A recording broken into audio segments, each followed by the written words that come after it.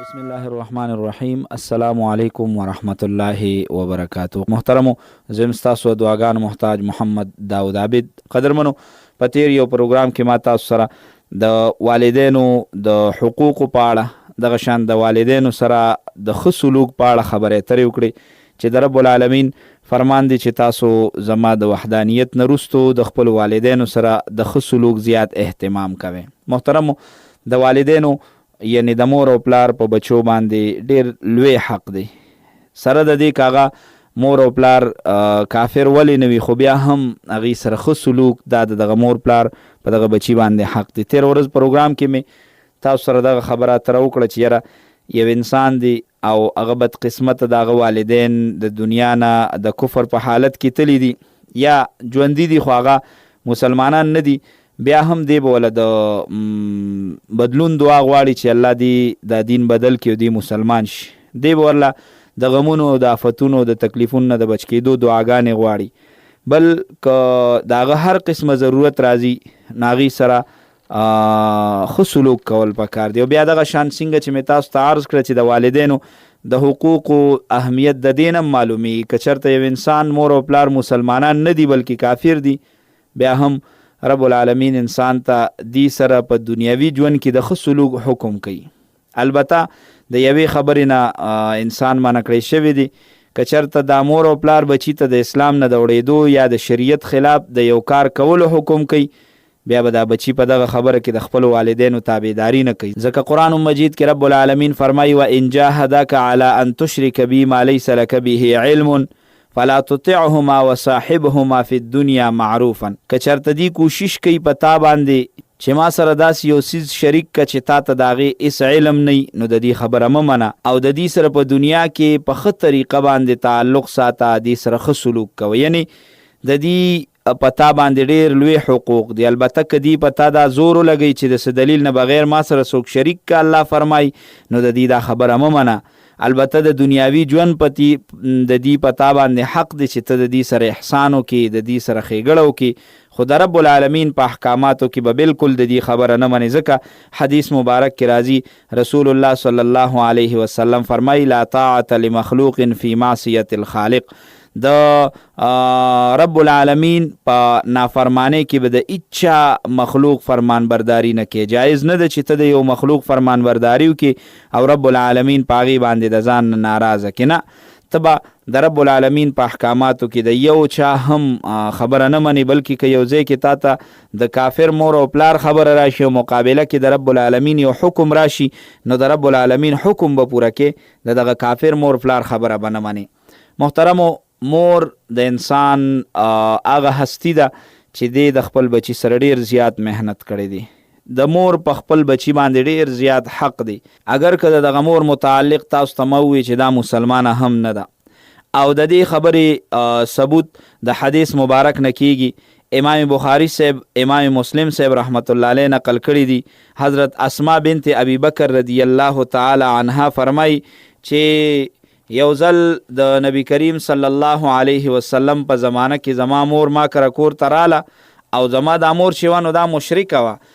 ما د رسول الله صلی الله علیه وسلم نه پوښتنه وکړه چې د الله پیغمبره زه زما مور منکر راغلی ده او هغه زما نه د ښه سلوک تمه ساتي، آیا زه هغې سره ښه سلوک وکړم؟ رسول الله صلی الله علیه وسلم راته ارشاد وفرمایه چې او د خپلې مور سره ښه سلوک وکړه. نو دا مور د دې چې وا اگر چې مشرکه وه، خو رسول الله صلی الله علیه وسلم دې ته دا حکم وکړو چې اگر چې ستا مور مشرکه ده خو ته د هغې سره ښه سلوک وکړه.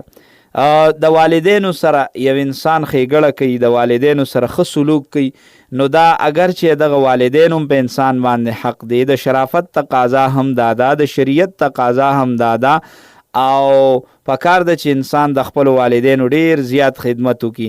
خو دغه خدمت چې دی د والدینو کوي نو دی په دې نیت هم کوي چې دته په دې ډیر لوی اجر میلاویږي. یعنی دا انسان په دې باندې ډیره لویه کامیابي حاصلولی شي. د والدینو سره ښېګړه دا یو بهترین عمل دی.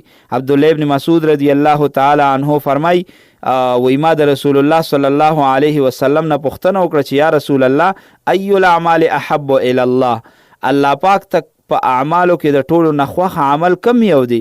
نو رسول الله صلی الله علیه وسلم راته ارشاد فرمایو الصلاة علی وقتها، هر مونځ په خپل وخت باندې ادا کول دا دغه اعمالو د ټولو نه بهترین عمل دی. دی وی ما ورته بیا وی چې ثم ایو، ای د الله پیغمبره د دې نه وروسته بل کوم عمل ډیر زیات غوره دی؟ وی رسول الله صلی الله علیه وسلم راته ارشاد فرمایي چې بر الوالدین، د مور پلار سره نیکی کول. دی عرض کی د الله پیغمبره ثم ایو، د دې نه وروسته کوم عمل ډیر زیات غوره دی؟ وی رسول الله صلی الله علیه وسلم راته ارشاد فرمایي الجهاد فی سبیل الله، یعنی د الله په لاره کې جهاد کول. د ټولو نه غوره عمل چې دی مونځ په خپل وخت باندې ادا کول دی. دویم د مور پلار سره نیکی کول، او دریم جهاد فی سبیل الله. د حدیث کې د بهترینو اعمالو ذکر کړی شوی دی، او که تاسو په دې باندې نظر واچوئ نو د ټولو نه اوله مرتبه کې مونځ په خپل وخت ادا کول، دویم د مور پلار سره ښېګړه کول، او دریم جهاد فی سبیل الله، یعنی د مور پلار سره ښه سلوک کول، د مور پلار خدمت کول. رب العالمین او د هغه پیغمبر د جهاد نه زیات لوی اهمیت هغې له ورکړه، ځکه نبی علیه السلام په حدیث مبارک کې په دویم نمبر د مور پلار سره سلوک ذکر کړی دی، او د هغې نه وروسته په دریم نمبر باندې بیا د جهاد ذکر دی. نو د والدینو خدمت ته په جهاد باندې فوقیت حاصل دی، هغه اوچتوالی پې حاصل دی. یعنی د جهاد فی سبیل الله نه غوره عمل چې دی نو هغه د مور پلار خدمت کول دی. ځکه زموږ د شریعت هم دا مسله ده چې تر څو پورې جهاد فرض عین نه وي بلکې فرض کفایه وي، نو د مور پلار اجازت د هغې لپاره ضروري دی. د مور پلار د اجازت نه بغیر دغه جهاد د تلل جایز نه دی، بلکې د والدینو خدمت ضروري دی، او په دې باندې رب العالمین انسان ته د جهاد هغه ثواب ورکوي. کوم انسان چې د خپلو والدینو خدمت کوي، د خپلو والدینو سره ښه سلوک کوي، نو که جهاد فرض عین نه فرض کفایي دی، نو د مور پلار په دغه خدمت انسان ته الله پاک د جهاد برابر ثواب ورکوي.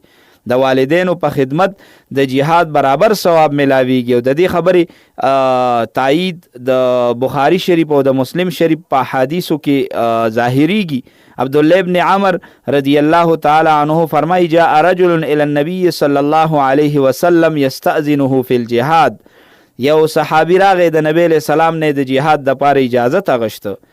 رسول الله صلی الله علیه وسلم ورته ارشاد فرمایي احی والداک، ستا مور پلار ژوندي دي؟ نو ده ورته وی نعم، او د الله پیغمبره زما مور پلار ژوندي دي. نبی علیہ السلام ارشاد فرمایي ففیهما فجاهد، په دې دواړو کې ته جهاد وکړه، یعنی که دی ژوندي دي نو د دې مور پلار خدمت وکړه. نو د دې مور پلار خدمت کول دا جهاد دی، یعنی د دې خدمت کوه، دا ستا دپاره جهاد دی. رب العالمین بتا ته د دې په دې خدمت باندې د جهاد برابر ثواب درکي. د مسلم شریف بل روایت دی، عبدالله ابن عمرو ابن العاص رضی الله تعالی عنه فرمای یو صحابي رسول الله صلی الله علیه وسلم په خدمت کې حاضر شو، عرض وکړو چې د الله پیغمبر زه تاسو سره په جهاد باندې بیعت کوم، زه تاسو سره په هجرت کولو باندې بیعت کوم، او په دې باندې د رب العالمین نه د اجر تمه کوم. رسول الله صلی الله علیه وسلم ته پوښتنه وکړه چې آیا ستا مور پلار کې څوک ژوندي شته، مور یا پلار دی ژوندي دي؟ هغه عرض وکړه چې او جی بالکل دواړه ژوندي دي. نبی علیہ السلام ورته ارشاد فرمایي آیا ته یقیني د رب العالمین نه د اجر او د ثواب امید ساتي؟ هغه وی او د الله پیغمبره د رب العالمین نه د اجر او د ثواب امید ساتم. نبی علیہ السلام ورته ارشاد فرمایي ښځه واپس لاړ شو، د خپل مور پلار خدمت وکړه، د هغې سره ښه سلوک وکړه، هغې سره احسان وکړه. د هغې د خدمت او د ښه سلوک په وجه به الله پاک تا ته د جهاد او د هجرت برابر ثواب درکړي. مونږ که وګورو محترمو داسې ډېر احادیث مونږ ته مخې ته راځي. د ابو داود شریف روایت دی، هغې کې د دې سره لږ نوره اضافه هم کړې ده چې یو کس د نبی علیہ السلام خدمت کې حاضر شو، عرض یې وکړه ای د الله پیغمبره زه راغلی یم چې تاسو سره په هجرت باندې بیعت وکړم، یعنی زم تاسو سره هجرت او جهاد لزم، خو ما خپل مور پلار جړېدونکي پرېښي دي، هغې ماته اجازت نه کو.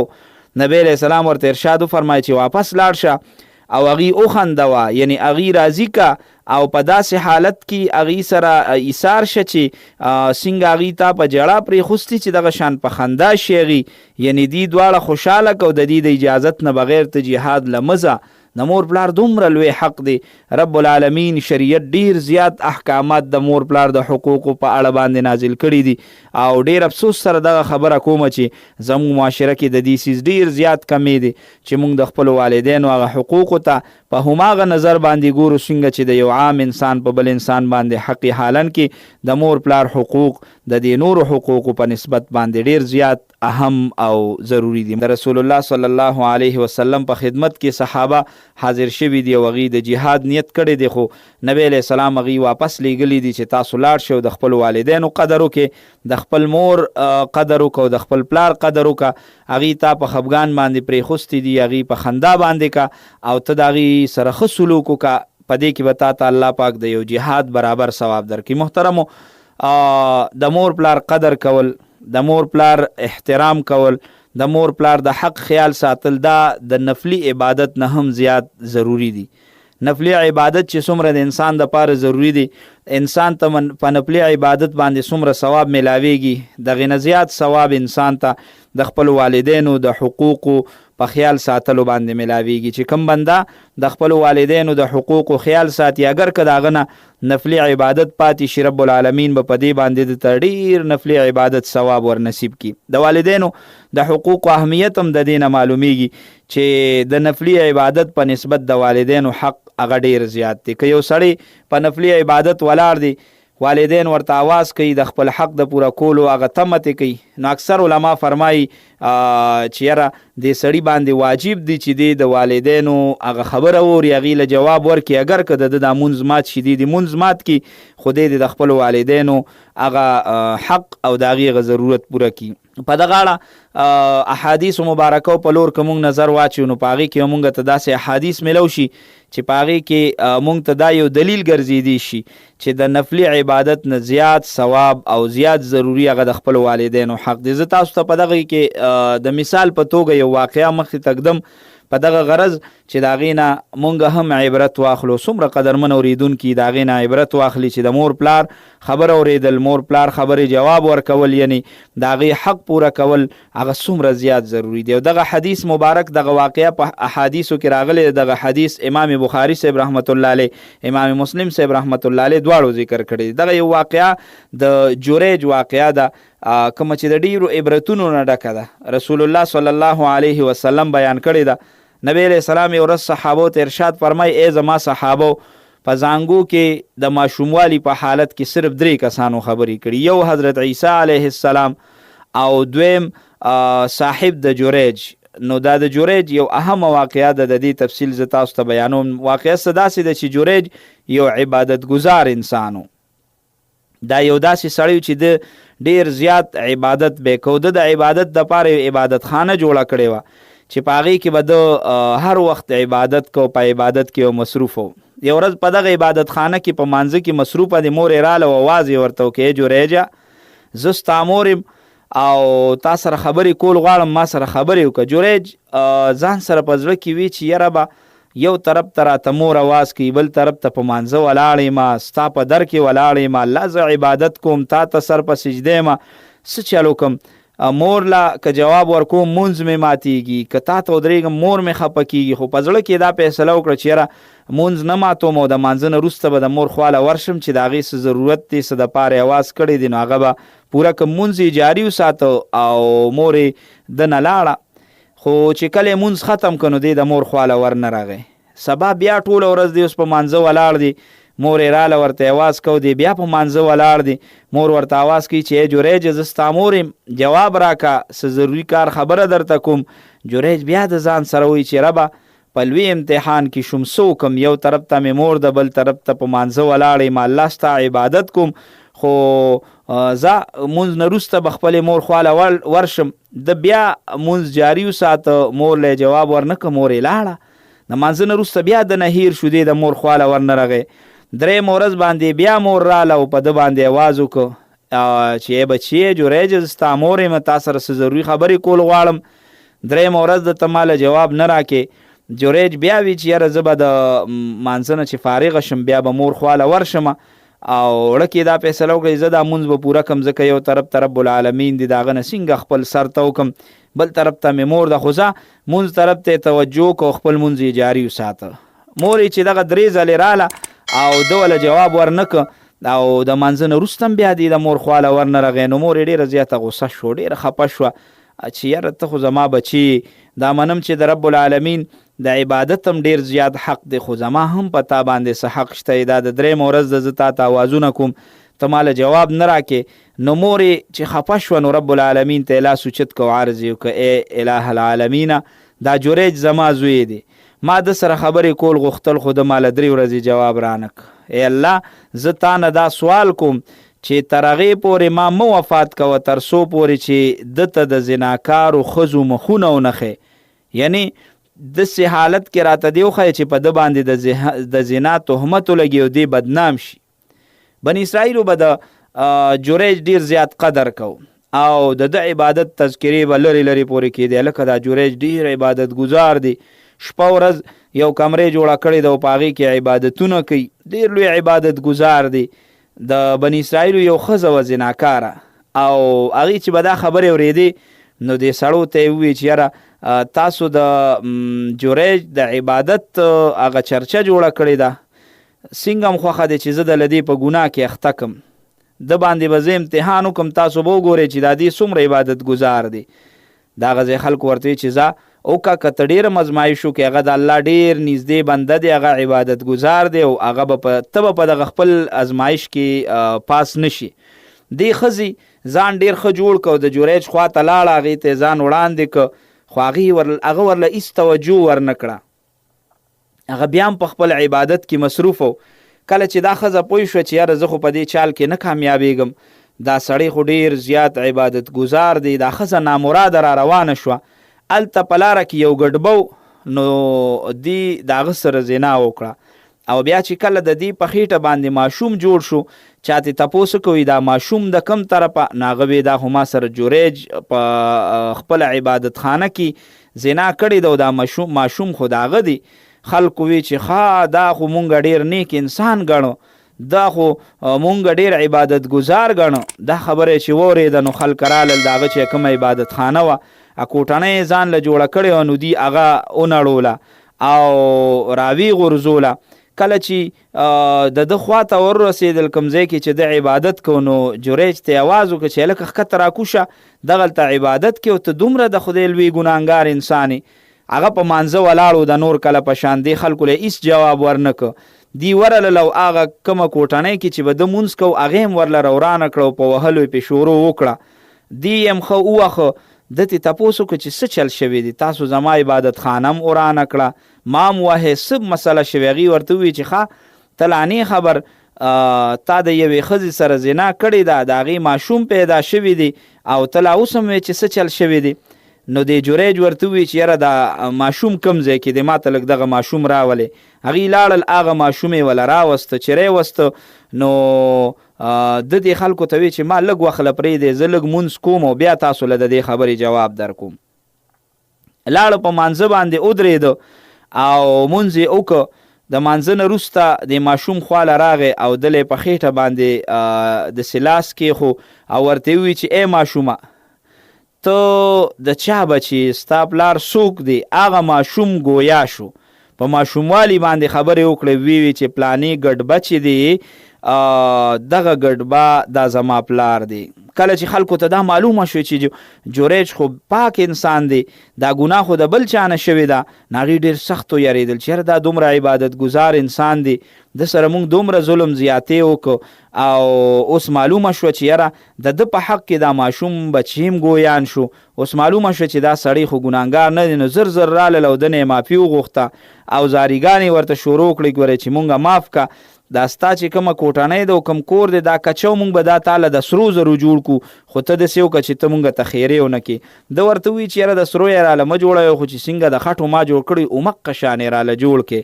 نو هغه خلکه لګیا شو هغه هغه کوټنۍ هماغه شان جوړه کړه. محترمو دغه د مور کومې خیرې چې دی جریج ته شوي هغه قبولې شوي مور ته وښودلې شوه چې راشه ستا دغه بچی دی په هغه باندې تهمت ولګېد اگر چې د ډېر عبادت د وجې نه د رب العالمین د ډېر نزدېکت د وجې وجې نه الله پاک هغه بیا د هغه تهمت نه صفا هم که، خو کومې خیرې چې مور کړی وي نو هغه دته لګېدلې وي. محترمو په نفلي عبادت ولاړو، د الله طرف ته مخ کړی، خو بیا هم چې مور ته خفه شوه نو د هغې خیرې الله پاک د ده په حق کې قبولې کړې. نو که یو ځای کې یو سړی نفلي څه کار هم کوي، مونځ هم کوي، خو چې مور پلار آواز وکړي، بچي له پکار دي چې هغه د مور پلار د آواز جواب ورکړي، د مور پلار د وینا جواب ورکړي، په ځای د دې چې هغه په خپل عبادت کې لګیایي. محترمو دغه واقعه مې صرف او صرف دې دپاره ذکر کړه چې په دې کې زمونږ او ستاسو دپاره دا سبق دی چې د مور پلار د حق ډېر لوی اهمیت دی، د مور پلار سره د ښه سلوک ډېر لوی اهمیت دی، د مور پلار خبره منل دا په بچي باندې ډېره زیاته لازمي ده.